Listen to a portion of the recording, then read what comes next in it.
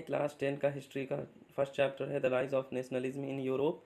यहाँ पे हम पेज नंबर लिख दिए हैं जिससे आपको पता चलेगा कि ये पेज नंबर 1 है या पेज नंबर 2 है, जिससे नोट्स बनाने में आपको आराम होगा। इसका पीडीएफ हम आपको प्रोवाइड कर देंगे। और ये चीज़ हम लोग पढ़ लिए थे कि जो पहला पेज में जो फिगर दिया हुआ है, जिस फिगर आपको हम दिखला देते हैं, देखिए इस फिगर में। तो ये फिगर बताया जा रहा है इस लेडी के बारे में। ये जो लेडी है इसको यूनिटी ऑफ फ्रीडम कहा गया है। इसके एक हाथ में इनलाइटमेंट टॉर्च है और दूसरे हाथ में जो है चार्टर ऑफ द फ्रीडम, ये human rights, charter of the human rights है। और यहाँ पे इसके सामने में बहुत सारा चीज़ बिखरा हुआ है। ये देखिए यहाँ पे बहुत सारा चीज़ बिखरा हुआ है। इससे इंडिकेट होता है कि राजा महाराजा का सिस्टम अब ख़त्म होने वाला है और हम लोग फ्रीडम की ओर जा रहे हैं। इस चीज़ को इंडिकेट किया गया।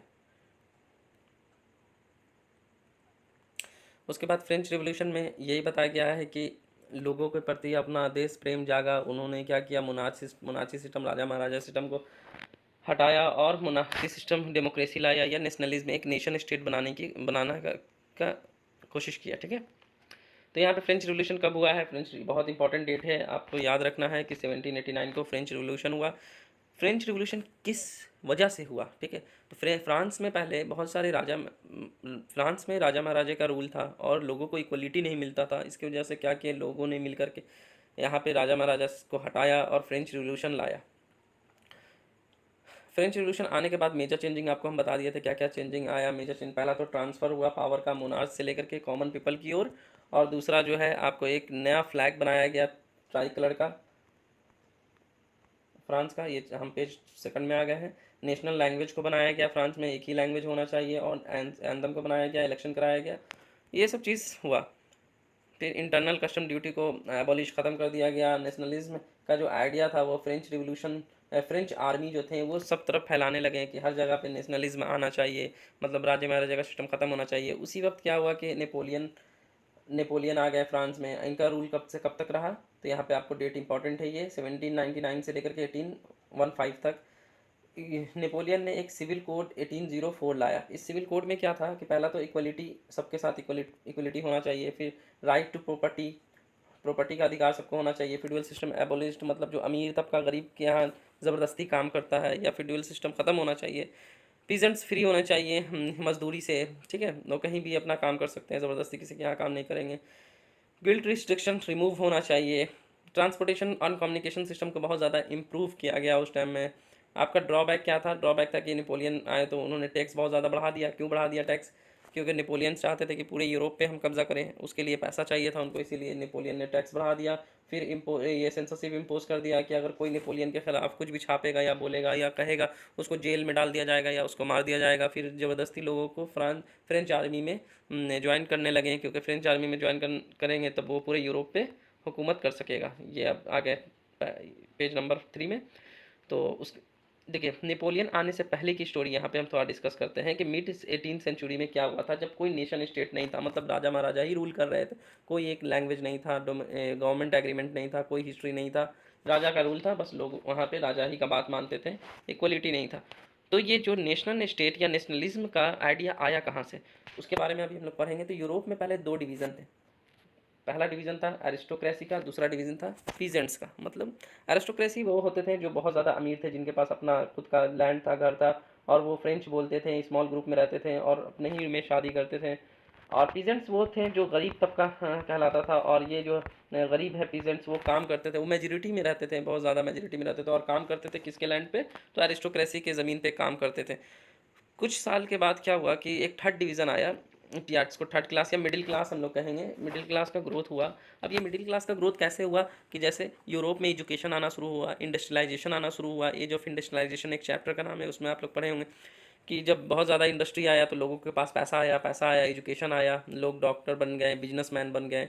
तो उन्होंने एक दो आइडिया लाया कि किसी तरीके से भी ये जो मोनार्ची सिस्टम है उसको ख़त्म किया जाए, इक्वल राइट सबको आया जाए, तो एक नेशन स्टेट आए, ठीक है, या नेशनलिज्म आए, तो जिसमें कॉमन कल्चर हो, कॉमन लैंग्वेज हो, ये हिस्ट्री हो इनका। तो उसको लाने के लिए सबसे पहले तो एक नेशन यूनिटी को बनाया गया, सब यूनिटी बनाया गया। दूसरा जो है लिबरल नेशनलिज्म बनाया गया। इसमें क्या था कि फ्रीडम ऑफ इंडिविजुअल, सबको अधिकार मिलना चाहिए, इक्वल लॉ होना चाहिए, गवर्नमेंट बने with the people of agreement, people agreement के अकॉर्डिंग पीपल लोग का ही गवर्नमेंट बने, मतलब डेमोक्रेसी रहे, एंड ऑफ द ऑटोक्रेसी ख़त्म होना चाहिए, जिसके पास पैसा है वही लोग सिर्फ रूल कर रहे हैं, वो ख़त्म होना चाहिए। Constitution and representative of government को बनाना चाहिए कि गवर्नमेंट का रिप्रेजेंटेटिव हो वो बने। ओके, तो इसमें दो प्रॉब्लम क्रिएट हो गए। पहला प्रॉब्लम हुआ कि जो जो गवर्नमेंट का रिप्रेजेंटेटिव होता था उसको वोट करने के लिए, वोटिंग करने के लिए सिर्फ मेन को ही अधिकार दिया गया, वुमेन को अधिकार नहीं दिया गया कि वोटिंग कर सके। 31 ईयर्स के जो होंगे मेन, बस उन्हीं को अधिकार दिया गया, और उन लोगों को भी अधिकार नहीं दिया गया जो फ्रांस में दूसरे जगह से आके रह रहे होंगे। जो फ्रांस के लोग हैं बस उन्हीं को अधिकार दिया गया। और state of the trade, state trade restriction, दूसरा प्रॉब्लम हुआ कि स्टेट में बहुत सारा, एक स्टेट से दूसरे स्टेट में ट्रेड में रिस्ट्रिक्शन लगा हुआ था, जिसकी वजह से बहुत परेशानी होती थी। उसको ख़त्म करने के लिए 1834 में एक यूनियन फॉर्म्ड हुआ जिसका नाम है जोलेवरियन। ठीक है, ये इंपॉर्टेंट है। ये कब हुआ था, इसको किसने फॉर्म्ड किया था, ये पुरुषिया ने इसे स्टार्ट किया। अब पुरुषिया है कहाँ पे, आपको हम एक मैप में दिखला देते हैं पुरुषिया कहाँ पे। देखिए ये एक मैप है, आपके बुक में भी दिया हुआ है। यहाँ पे रशिया है जो बहुत बड़ा है। देखिए रशिया, पोलैंड भी रशिया ही का पार्ट बन जाएगा, अभी हम आगे डिस्कस करेंगे। उसके बाद यहाँ पे आप देख रहे हैं ये ऑस्ट्रियन एम्पायर्स है, इतना बड़ा, जिसमें ऑस्ट्रिया, ये हंगरी, सब इसी का पार्ट है। और देखिए ये है आपका क्रोएशिया इस जगह पे। फ्रांस यहाँ पे, फ्रांस का बाउंड्री इटली के साथ टच कर रहा है। ये पूरा जो अभी हम लोग तुर्की बोलते हैं उसको ऑटोमन एम्पायर बोलते हैं, और ऑटोमन एम्पायर बोलते हैं ये पूरे तुर्की के इलाका को, ये पूरा अल्जीरिया सब उसी में आता है। ठीक है, हम लोग कहाँ थे, हाँ ये तो हो गया था। हाँ, दो प्रॉब्लम चलो। तो पुरुषिया ने स्टार्ट किया था after that many other German state. उसके बाद बहुत सारे जर्मन स्टेट ने भी इस जो यूनियन को मतलब ज्वाइन किया, और जो ट्रेड का जो ये प्रॉब्लम था, रिस्ट्रिक्शन था, वो ख़त्म हो गया। इसका रिजल्ट क्या हो गया, एब्लिशमेंट, ट्रेड बैरियर ख़त्म हो गया कि कहीं भी ट्रेड कर सकते हैं। और उसके साथ एक प्रॉब्लम आता कि बहुत सारे करेंसी चलते थे, मतलब 30 करेंसी चलता था, तो उन लोगों को ट्रेड करने में और करेंसी में बहुत ज़्यादा प्रॉब्लम आता था। उस करेंसी को ख़त्म किया गया और बस 2 करेंसी ही लाया गया, रिड्यूस किया गया करेंसी को at the time of the India. अब देखिए नेपोलियन, जब नेपोलियन का रूल ख़त्म हो गया तब क्या हुआ। सबसे पहले हम लोग पढ़ेंगे कि नेपोलियन का रूल ख़त्म कैसे हुआ। तो नेपोलियन का रूल, जब एक युद्ध हुआ, बैटल हुआ नेपोलियन और किसके बीच में, तो ये ब्रिटेन, प्रुशिया, रशिया, ऑस्ट्रिया। अभी हम लोग मैप में देखें ये सब कहाँ पे, तो इन लोगों आए और फ्रांस में नेपोलियन को मार दिए, नेपोलियन का रूल ख़त्म कर दिए। और उस बैटल को क्या बोला जाता है, तो बैटल ऑफ वाटरलू। बहुत इंपॉर्टेंट है ये बैटल ऑफ वाटरलू, किसके किसके बीच हुआ था और कब हुआ था, ये भी आपको पता होना चाहिए। तो कब हुआ था, 1815 में हुआ था, जब नेपोलियन का रूल ख़त्म हो गया। उसके बाद इन्होंने क्या किया, कंजर्वेटिज्म लाना शुरू किया। कंजर्वेटिज्म क्या होता है, जिसमें प्रिजर्व करते हैं हम लोग मोनार्ची सिस्टम को। फिर से इन्होंने मोनार्ची सिस्टम को लागू कर दिया, जो मोनार्ची सिस्टम खत्म हो गया था। फिर चर्च को बहुत ज़्यादा अहमियत देने लगे, सोशल हेरार्कीज आ गया। उसके बाद ऑटोक्रेटिक्स फिर से आ गए, अमीरों लोग का राज। फिर जो इस चीज़ को नहीं मानता था या डिसएग्री करता था उसको क्रिटिसाइज़ किया जाता था। फिर सेंसरशिप आ गया। सेंसरशिप क्या होता था, जो इनके खिलाफ में कुछ बोलता था या लिखता था उसको जेल में डाल दिया जाता था। फिर ट्रीटी ऑफ वियना, ये इन सब के बीच में, इन चारों स्टेट के बीच में या चारों कंट्री के बीच में एक ट्रीटी साइन हुआ जिसको हम लोग बोलते हैं ट्रीटी ऑफ वियना। देखिए इन सब के बीच में हुआ ये साइन। इसमें क्या हुआ, बोर्बन डायनेस्टी जो थे फ्रांस में पहले के, उसको फिर से रिस्टोर किया गया। उसके बाद सेकंड पॉइंट, ये आप पेज 5 में आ गए हम लोग, ये पेज 5 है।